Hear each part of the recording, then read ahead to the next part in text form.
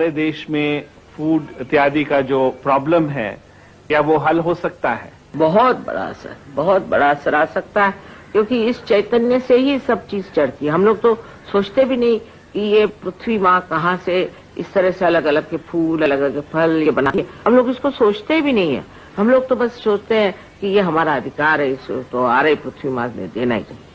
किंतु जब ये चैतन्य लहरियां आप इस बीज पे डालिएगा या किसी वृक्ष पे डालिएगा या फूलों पे डालिएगा, तो मैंने देखा है कि 10 गुना ज्यादा उत्पन्न हो सकता है, 10 गुना ज्यादा। और बढ़िया चीज है। हमें लोगों ने कहा कि यहाँ बासमती नहीं हो सकता। हमने कहा अच्छा लाओ बासमती को चैतन्य डाल करके दिया तो 10 गुना पैदा। इतना बड़ा बड़ा सूर्य का फूल निकला, इतना बड़ा सूर्य का फूल निकला। वो कलेक्टर को दिखाया, पेपर में आ गया। हमारे जो सहयोगी है उनके घर आप जाके देखिए, उनके खेतों में जाके देखिए तो उनके खेत हरे भरे हैं। इतना ही नहीं, उनके यहाँ जो सब्जियां लगी सब कुछ बिल्कुल फर्क है। और फिर वो हाइब्रिड सीड नहीं लेते, नॉन हाइब्रिड।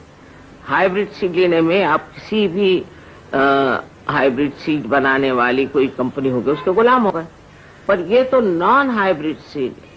इतना ही नहीं, यहाँ की गायें, उन पर जब हम लोगों ने प्रयोग किया तो देखा कि वो विलायत की गायों से कुछ कम दूध नहीं देती है, पर इनका दूध जो है वो एक बड़ा ही शुद्ध दूध है। जो बाहर की गायों का दूध पीते हैं तो बाहर की गायों पे भी प्रयोग किया गया तो देखा कि वो तो अन्यमनस्क है, उनको कुछ समझ में नहीं आती बात, अजीब सी होती है। अगर रास्ते से चल रही तो उनको बीच में सामने से मोटर आ रही, उनका बच्चा अगर मर जाए तो भी वो दूध देती रहती है। उनको कोई किसी चीज की अंदर से भावना नहीं। मतलब ये है कि उनका EQ बिल्कुल 0 होता और IQ भी 0 होता।